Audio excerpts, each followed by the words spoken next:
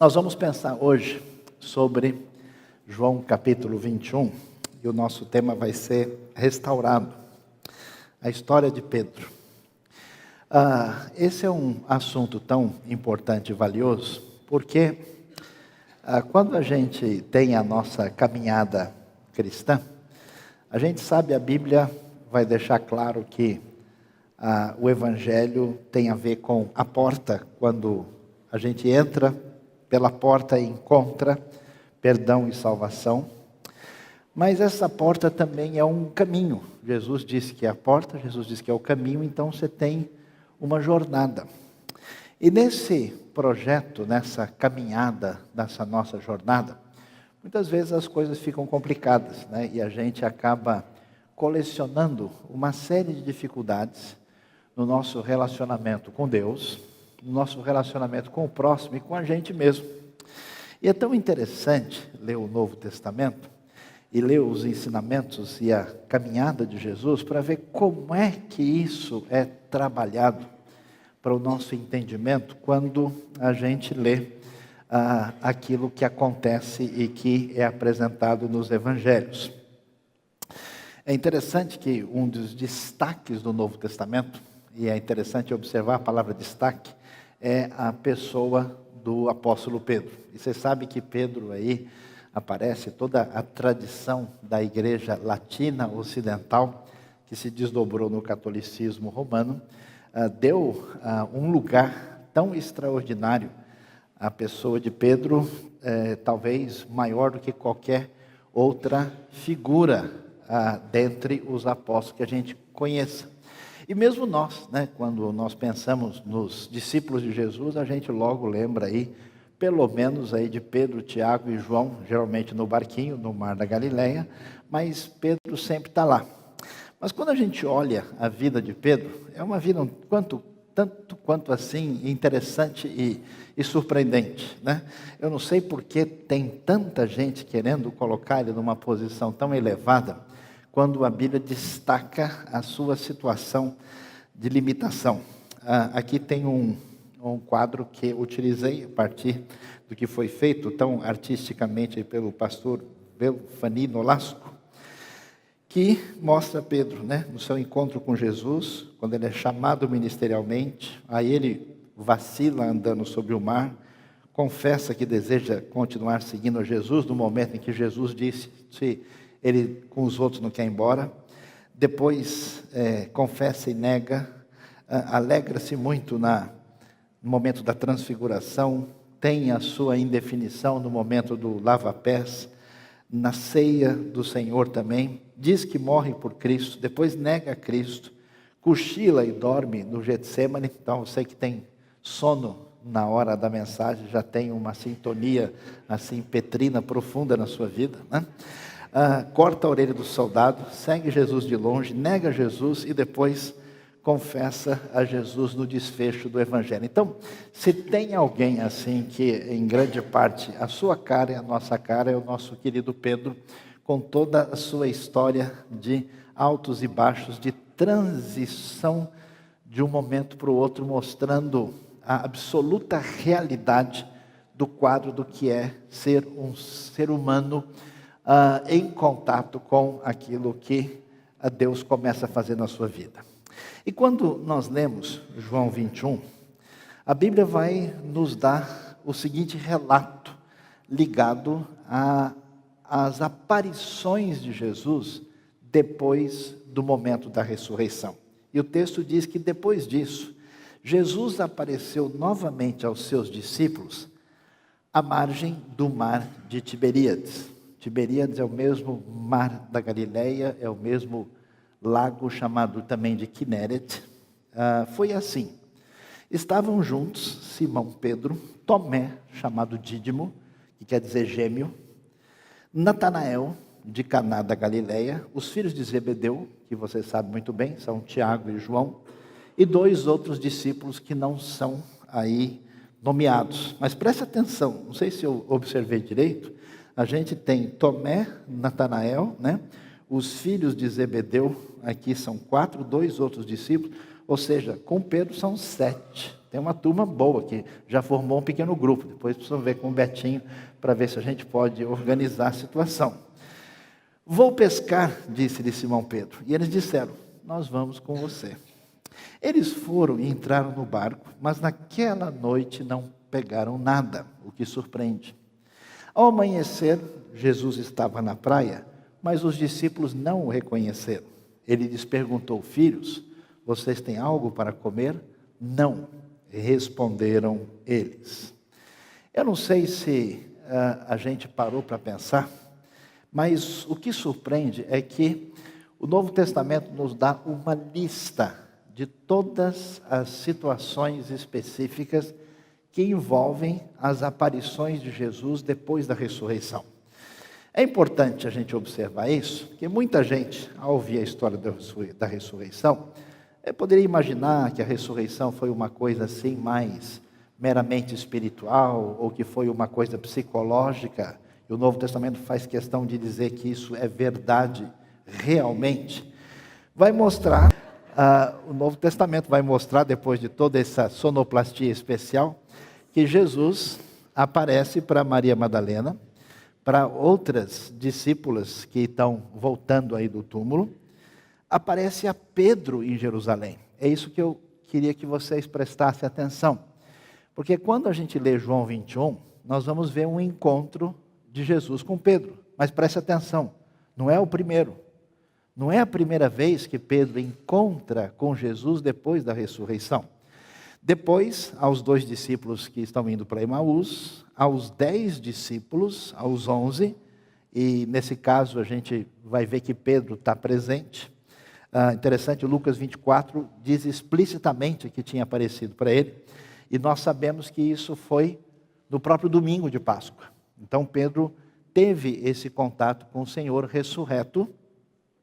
Depois sim, agora aos 7 discípulos junto ao mar da Galileia, em João 21, e depois o texto fala, lá em 1 Coríntios, que ele aparece a Tiago, a mais de 500 pessoas, aos 11 discípulos no Monte da Galileia, no momento em que vai acontecer a grande comissão, depois no Monte das Oliveiras, ali na região oriental de Jerusalém, e depois, por último, como bem Paulo afirma, aparece a mim. O que deixa a gente surpreso é que, preste atenção nisso, mesmo depois da ressurreição, mesmo depois da confirmação de que Jesus tinha ressuscitado, e como nós vemos, Pedro já tinha testemunhado isso, pelo menos, no mínimo em 2 momentos, Simão Pedro diz aos seus queridos amigos, é interessante o tom sombrio e solitário da palavra de Pedro, ele diz, eu vou pescar. É interessante isso, que a ressurreição não foi suficiente para mexer com Pedro. A gente pensa isso, né? Os discípulos, quando aconteceu a ressurreição, eles viram que era verdade, está tudo certo, tudo resolvido, agora eles saem, cumprindo a grande comissão, e a bênção de Deus vai acontecer, e a gente sabe que foi a ressurreição e o Espírito Santo que trouxeram o grande sucesso da igreja primitiva. Foi isso? Pois é, foi, mas não foi muito, porque Pedro já tinha encontrado o Senhor ressurreto, ele já tinha sido testemunha da situação, mas ele talvez tivesse se esquecido daquilo que vai aparecer lá atrás, que Jesus convocou Simão Pedro e seu irmão André para serem pescadores de homens. É interessante o texto, inclusive, porque esse texto é descrito em Mateus 4 e também em Lucas 5. Em Lucas 5 tem uma outra pesca maravilhosa.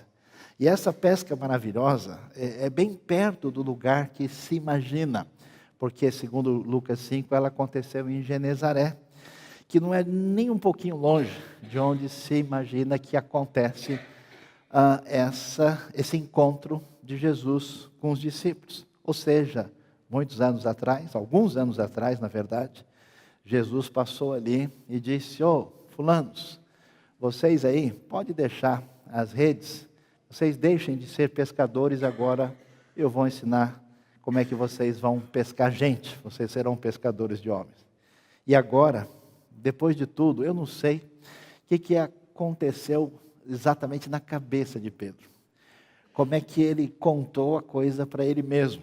Depois da ressurreição, nesse momento de triunfo da verdade, e ao mesmo tempo alguma coisa esquisita, ele volta para a sua região e ele diz: eu vou pescar.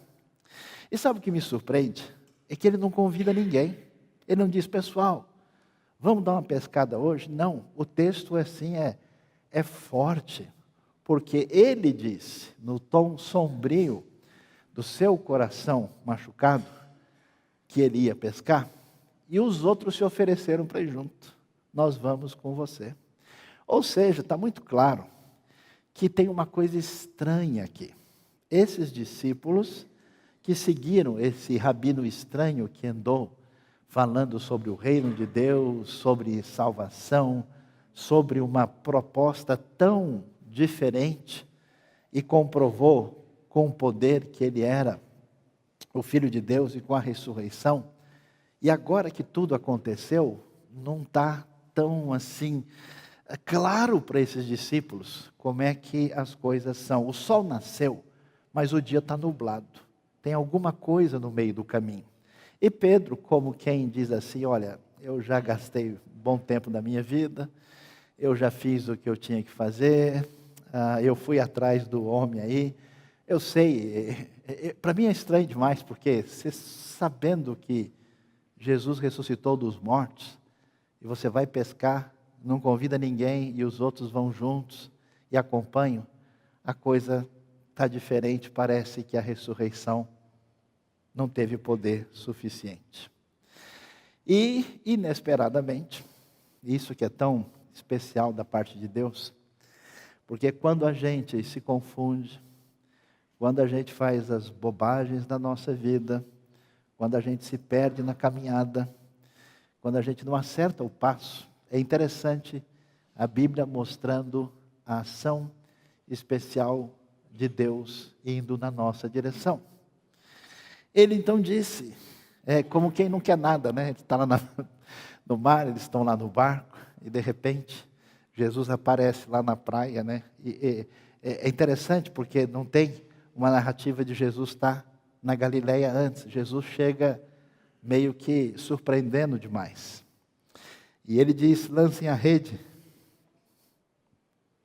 do lado direito do barco e vocês encontrarão. É surpreendente porque eu não sei se eles estão com a cabeça tão perturbada e estão tão destreinados que eles não conseguem pescar direito. Que é um bando de pescador que o lago é cheio de peixe, é um lugar que, de certa forma, pescar não é nada difícil. Eles não conseguem pescar, passam a noite toda. Eu não sei se foi a providência divina simplesmente, ou se eles estão uma mistura de elementos, eles não conseguem nada. Jesus ordena, eles a lançaram e não conseguiam recolher a rede, tal era a grande quantidade de peixe. Você pode imaginar a cena. O discípulo a quem Jesus amava, maneira como João se descreve aí, disse a Pedro, e aí a coisa começa a ficar meio forte assim, ainda bem que vocês estão sentados, que dá para continuar ouvindo. E ele diz: é o Senhor. E eu fico imaginando o impacto disso, porque que mesmo que Pedro tenha tido a oportunidade de confirmar a ressurreição, mesmo que ele tenha tido os encontros anteriores, a gente vai ver que esses encontros não foram suficientes. E agora ele ouve ao Senhor. Simão Pedro, ouvindo dizer isso, vestiu a capa, pois havia tirado, e lançou-se ao mar. As versões tradicionais dizem que ele estava nu, mas é uma maneira incorreta de traduzir, porque a palavra gimnos no grego significa que a pessoa não está plenamente vestida. E nesse caso, como eles costumavam vestir uma espécie de túnica básica e sobre a túnica também uma capa, é mais provável que nesse contexto o que tivesse realmente acontecido foi isso. Ele então veste a capa e se lança ao mar. E o texto é muito exato, né? Vai dizer para a gente que a distância eles estão. E eu quero pensar na cena. Os outros discípulos vieram no barco arrastando a rede cheia de peixe. Pedro sai malucamente, como ele sempre fez. Ele é a sua cara, doido, varrido. Pedro, a gente pode dizer que é doido de pedra, porque é Pedro, né? E e eles estavam apenas a 90 metros da praia, bem pertinho, né? A primeira competição olímpica dos 90 metros rasos, né? E quando eles desembarcaram ali, viram uma fogueira, peixes sobre brasas, um pouco de pão. Disse-lhe Jesus: tragam alguns dos peixes que acabaram de pescar. Interessante, agora vai chegar o momento tão valioso que a Bíblia vai nos mostrar que é a hora de ser restaurado. Por que que isso é tão significativo e valioso? Porque na nossa vida, na nossa caminhada, a gente acumula uma espécie de lixo psicológico e espiritual. E que a gente resolve não dar atenção, que a gente varre para debaixo do tapete. E a gente carrega dentro da gente, com todo o ressentimento, com todo o aborrecimento. E a gente até finge que o problema está com os outros, está com quem nos ofendeu, está com quem nos machucou, ou até mesmo se irrita com Deus. Mas no fundo, o problema sério que a gente carrega com a gente mesmo é a nossa decepção e a frustração conosco mesmos, com a gente. A gente tem uma proposta, eu fico imaginando, né, a maneira histórica de Pedro, porque Pedro, de verdade, assim como eu e como você, tantas vezes teve um desejo, um amor profundo, uma coisa real na sua relação com Jesus. E ele disse, e era verdade: Senhor, eu estou disposto a dar a minha vida por ti. Ele se antecipou em diversas situações. Senhor, para onde iremos nós? Tu tens as palavras de vida eterna.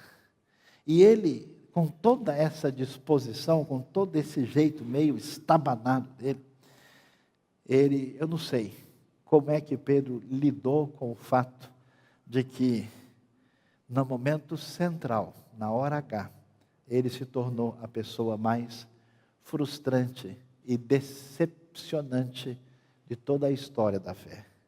Eu não sei se já aconteceu isso com você, talvez num momento, numa reunião, num encontro com uma pessoa, você passou do ponto, você se excedeu e você fez algo em que você diz: caramba, eu nem me conheci na hora, eu fiquei de um jeito que eu socorro. Eu não sei em que momento da sua vida alguma coisa complicada acontece na sua experiência, e preste atenção, isso está aqui para a gente, primeiro para dizer como isso é comum e normal, porque a pessoa que mais amava o Senhor foi o que fez a maior bobagem. Segundo, para mostrar para a gente que numa caminhada com pessoas de diversos tipos de pessoas, toda a relação tende a ser prejudicada e entrar em crise. A não ser que a gente entenda a maneira de Deus trabalhar nas nossas vidas, nós nunca vamos ter condição de ir a lugar nenhum. A história das pessoas é sempre uma história de pisar nos pés uns dos outros e depois fazer todo o possível para não chegar mais perto daquela pessoa, fazendo de conta que tudo está normal. Eu fico pensando, por que quando Pedro viu Jesus pela primeira vez, quando ele viu que tinha acontecido a ressurreição, por que ele não se jogou nos pés dele? Senhor, mas que loucura foi aquela? Me perdoa, Senhor. Talvez a coisa tivesse tão complicada dentro dele, que ele não tinha nem como falar e como reagir. E de fato, a coisa tem esperança para a gente, quando a nossa confusão, os nossos problemas, as nossas complicações mostram os nossos limites e a gente não acha solução. E é tão bonito ver que quando a gente não tem solução, não sabe o que fazer, é a hora que o Senhor Jesus chega de barco ali. E o texto é muito legal, por isso que é um máximo a gente ler a Bíblia. Porque você vê que Jesus chega de boa, Jesus chega assim na manhã. Chega na manhã e na manhã, né? Na maciota. Ele não chega assim, né, em alto e bom som. Ele chega assim de longe. Ele podia aparecer no meio do barco. Pedro, eis que eu sou o Senhor. Não. Ele chega de longe, deixa ele perceber. Fala: pessoal, tá ruim a pescaria hoje, né? Tenta do outro lado aí, joga do lado direito. Nossa, olha que o negócio deu certo. Quando ele percebe e se aproxima, eu fico imaginando o coração de Pedro. Você sabe, né? Não sei se você já teve reunião que você teve que acertar alguma coisa com alguém que o negócio estava pegando. O coração vai, né? Você põe, vai batendo a distância, né? Aquela conversa cheia de limão azedo, misturado com tudo que a gente pode imaginar. Eu fico pensando, né? A doideira do Pedro chegando perto, mas tendo que conversar e falar com o Senhor. Eu acho tão especial duas coisas. Primeiro, é que o detalhe do texto é tão bonito, que, quer ver, dá uma olhadinha, confere comigo mais uma vez, só da gente ver isso, olha. Quando eles chegam lá, né, a Bíblia diz para a gente, né, que nenhum deles tinha coragem de perguntar. Jesus aproximou-se, tomou o pão e deu a eles, e fazendo o mesmo com o peixe. Ou seja, Jesus não parou para conversar assuntos espirituais. Primeiro vão comer. Interessante isso. Sabe que a Bíblia é maravilhosa, tem comida o tempo todo, né? Amém, irmãos? Né? Eu descobri isso, eu senti um calor no coração aqui, né? Mas é tão interessante que, em vez de Jesus mexer com Pedro, não, ele chama, e o texto faz questão de enfatizar aquilo que a gente já ouviu. Esta foi a terceira vez que Jesus apareceu aos seus discípulos. Quer dizer, o pessoal está de bola baixa. O pessoal está tudo de farol ou pela metade. Que pisca, não pisca, funciona, não funciona. Eu não sei se está todo mundo no mesmo situação, ou se todo mundo está acompanhando o Pedro. Está vendo que ele está detonado, e como ele tinha uma certa influência de liderança, e aí ele jogou literalmente a toalha, e vou pescar, e o pessoal vai junto. Aliás, quando você está azedo, quando você está mal, quando você deixa tudo para trás, sempre tem um grupinho para acompanhar e fala tudo que não deve do seu lado. E aí, ele vai fazer isso. E quando ele vai lá, Jesus come. Olha o detalhe do texto. Depois de comerem. Terminou? Quer repetir a sobremesa? Alguém quer mais? Pode ser. Tal. Como é que vê? Tem molho para o peixe? Terminou tudo direitinho. Depois de comerem, Jesus começa a conversar com Pedro. E eu fico impressionado porque as pessoas que têm caminhado por esse caminho de religião, e até mesmo lido a Bíblia, não sei se têm entendido muito bem, quando isso não acontece direito, a gente vai ficando tão perigosamente perverso e sem misericórdia, que a única coisa que a gente consegue desenvolver é uma espécie de radar que tenta captar o erro do outro. E quando a gente percebe que está errado, geralmente é um erro diferente do meu, a gente chega e pega pesado com o outro. Não tem coisa mais absurda do que Pedro fez. Não tem coisa mais louca de alguém que bateu boca com Jesus, dizendo, mas não, Senhor. Eu, se for possível, entrego a minha vida. Todos podem abandonar, menos eu. Pedro discutiu com Jesus ao ponto de Jesus assim, fica quieto, vai-te, Satanás. Foi nesse ponto a coisa. E agora, como é que pode ser isso? É interessante, isso é tão bom para você ouvir, preste atenção. Não adianta você fugir de Deus, não adianta você se esconder, não adianta você pescar. O tempo de Deus vai chegar na sua vida. Deus vai visitar você. Ele vai pegar você na beira do mar. Só que ele vai de boa. Ele prepara um peixinho, assim como quem não quer nada.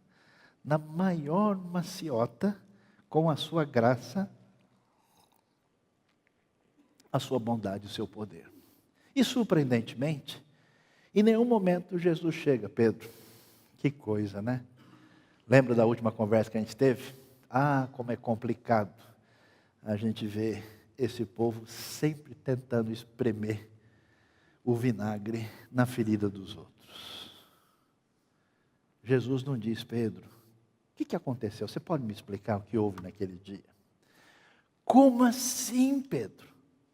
Vamos lá, abre a boca. Agora não fica quieto, não. Na hora de falar lá, você falou, né?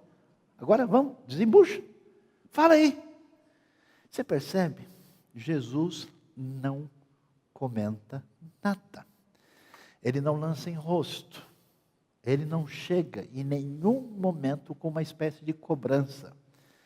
Chega ali o momento da restauração.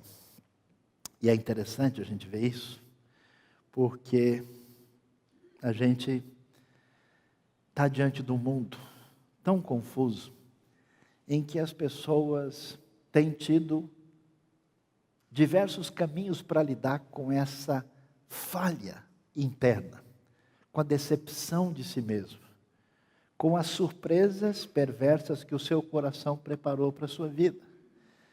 Geralmente a gente tende à alienação, a não pensar em nada e corre a vida como se pudesse viver dessa maneira.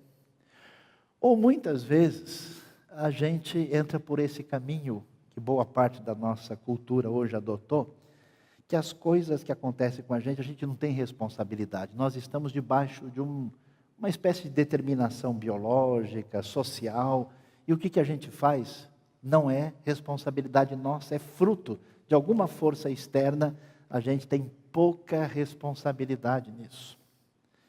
Ou, quando a gente começa a sentir o peso das coisas, o desespero bate na porta do coração da pessoa, por isso tem tanta depressão, por isso tem tanto aborrecimento, desespero para com a vida e até mesmo suicídio presente tão fortemente na cultura de hoje. Interessante que a Bíblia tem um desafio para a gente tão especial.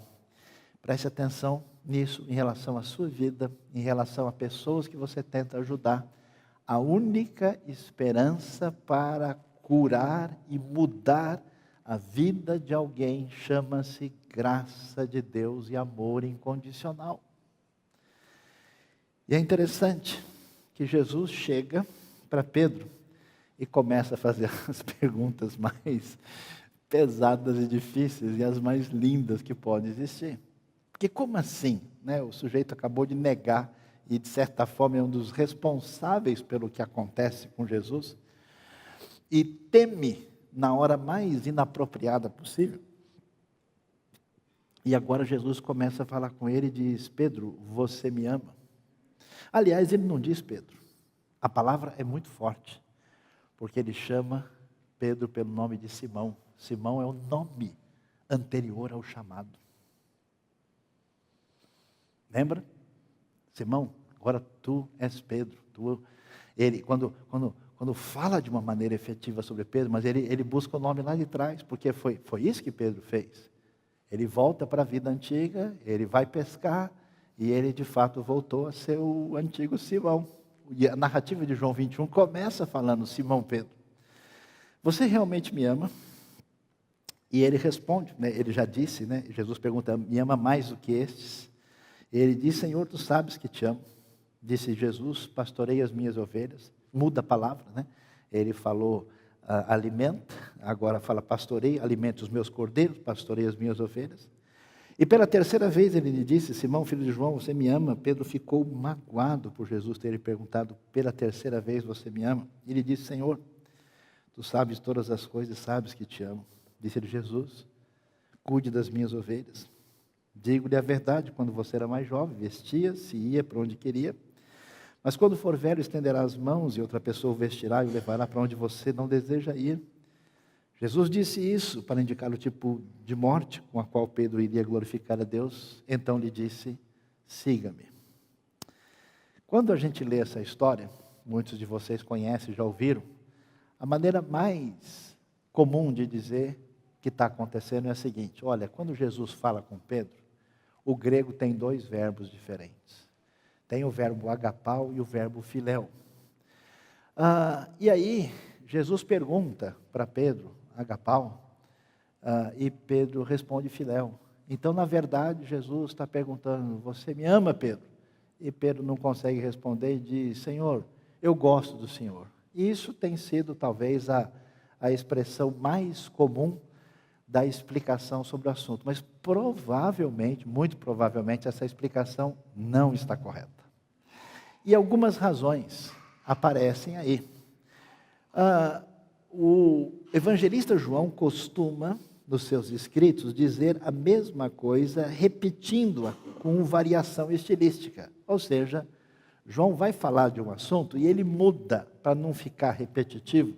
E muda a palavra, não quer dizer que ele quer dar outro significado. Você vai ver isso em João 3, João 7, João 13. Essa variação em João, quando ele muda de palavra, deve ser vista com cautela. Não quer dizer que ele está tentando dizer outra coisa. Esse verbo amar, que significa, segundo se afirma, amar intensamente, amar como Deus, acontece 142 vezes no Novo Testamento, 32 delas em João. O filéu, que quer dizer principalmente amar, um amor de amizade entre pessoas, tem 12 ocorrências das 26 do NT, só em João 12. A observação atenciosa dos dois termos em João mostra que os termos são intercambiáveis, ou seja, que se usa um como sinônimo do outro. Os dois se referem ao amor de Deus pelo homem. Isso aparece, por exemplo, em João 3,16, João 16, 27, se refere ao amor do Pai pelo Filho, falam do amor de Jesus pelos homens, do amor entre seres humanos e do amor humano por Jesus, o amor dos homens pelas trevas, é agapau. Se alguém acha que o verbo sempre quer dizer o amor perfeito de Deus, quando fala que os homens amaram mais as trevas do que a luz, se usa o verbo agapau. Então não é verdade que o verbo significa isso sempre. E o amor do Pai pelo Filho, em João 5,20, é o filéu, ou seja, aquilo que se imagina. Então, essa conclusão não é acertada. A conversa entre Jesus e Pedro foi em aramaico, ou talvez em hebraico, que é a língua que eles falam em si como judeus. E na língua hebraica aramaica não tem essa distinção. João provavelmente usa os verbos numa variação estilística, mas não no sentido como se imagina. Uma tradução siríaca, que é um dialeto aramaico conhecido, traduz os dois verbos, e a tradução é muito antiga, por um só termo, sem fazer distinção entre os dois. E talvez o argumento mais forte, que precisa ser entendido aqui, é que quando Pedro sempre responde sim, afirmativamente a cada pergunta, em nenhum momento ele diz, não, Senhor, eu não amo. Não, ele afirma que sim. A resposta não faria sentido se Jesus quisesse saber que tipo de amor Pedro tem por ele. Ele não está dizendo, Pedro, você me ama desse jeito ou de outro jeito? Ah, Senhor, desse jeito. Não, ele responde de maneira simples. Quer dizer, ele não está entendendo que a pergunta é amor maior ou menor. Ele responde sim. Mas a maior dificuldade de todas é que, se for verdade, que Jesus está perguntando, Pedro, você me ama? E ele diz, olha, eu acho o senhor muito legal. Eu gosto bastante, o senhor é legal muito, é gente boa. Seria muito estranho que Jesus aí acaba aceitando esse amor inferior de Pedro sem fazer qualquer observação sobre isso no final do texto.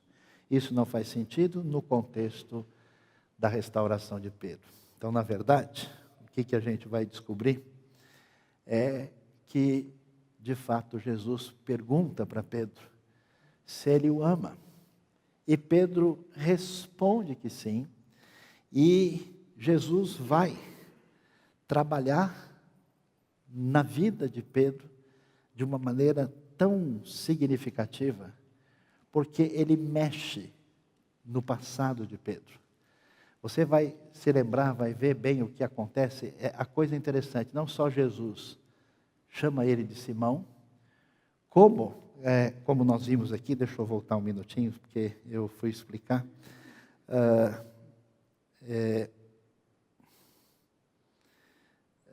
Veja assim, quando Jesus fala com ele, observe o foco de ligação direta em Marcos 14, quando Pedro nega Jesus.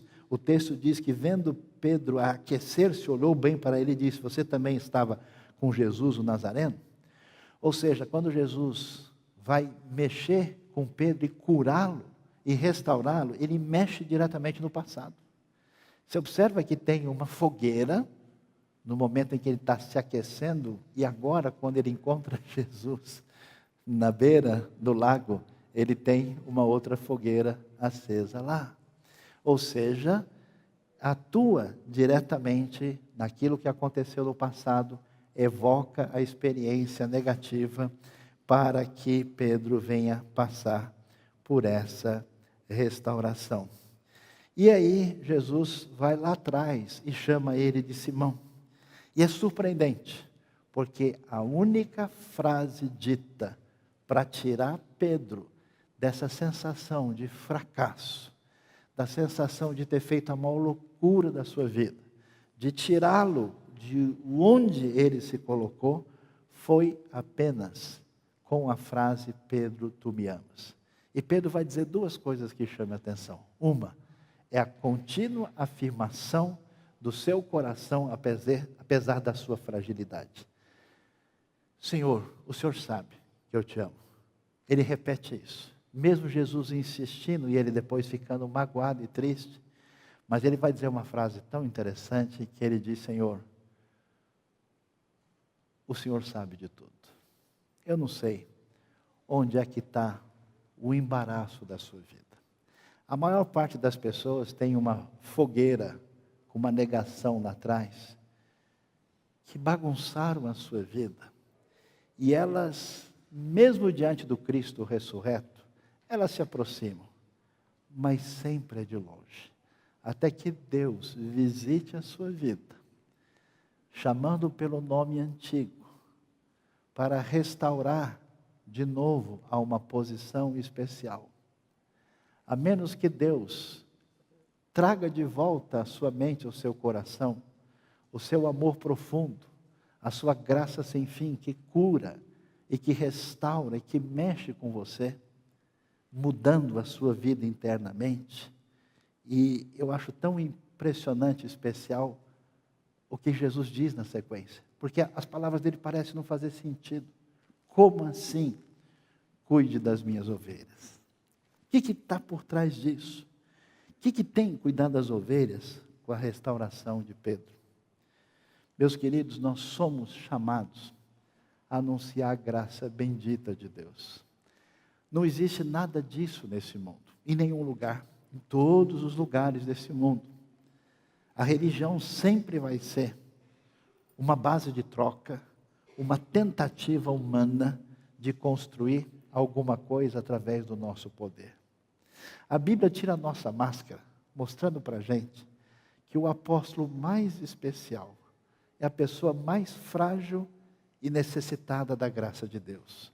E ela conta essa história para mostrar os caminhos por onde a gente se esconde muitas vezes e faz o que faz, e a gente se distancia e continua na expressão religiosa sem de fato o impacto de Deus no coração. E o nosso chamado é a missão. Nós não fomos chamados para a gente se reunir aqui domingo de vez em quando e dizer bom dia. Nosso chamado é para a gente ir por toda parte anunciando esse evangelho. Anunciar essa graça de Deus, é fazer diferença lá fora. E sabe o que a gente vai encontrar lá fora? Gente que não tem mais esperança. Gente que sabe que não tem mais jeito. Gente que fez as maiores loucuras e que não tem condições de se perdoar. Gente que tem o coração fechado para qualquer alternativa que possa existir na vida. Por isso, Jesus vai dizer: Pedro, como eu resgato e chamo você de volta com o meu amor. Você fez a coisa mais doida desse mundo e eu estou restaurando e trazendo você de volta. Agora vai lá, Pedro, e faz a mesma coisa com o pessoal. Mexe, veja lá os cordeiros, veja lá os meus rebanhos. O nosso chamado é a missão. E na verdade, todo mundo, se faz parte do projeto de Deus, é chamado para a missão. Você é convidado para fazer parte dessa grande expansão poderosa do Reino. Quer seja pelas suas orações, pelos seus dons, pela sua contribuição, pela sua participação, pelo seu ensino, de alguma maneira, não perca isso do seu coração, da direção da sua vida. Você não deve frequentar uma comunidade simplesmente para ter algumas coisas que podem ajudar você a ter uma vida melhor. Mas não, a gente é chamado para a proclamação da missão que o Pai colocou nas nossas mãos. mas só dá para fazer missão.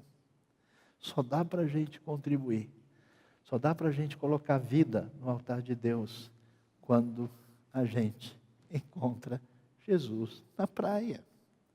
Quando Ele restaura o seu coração.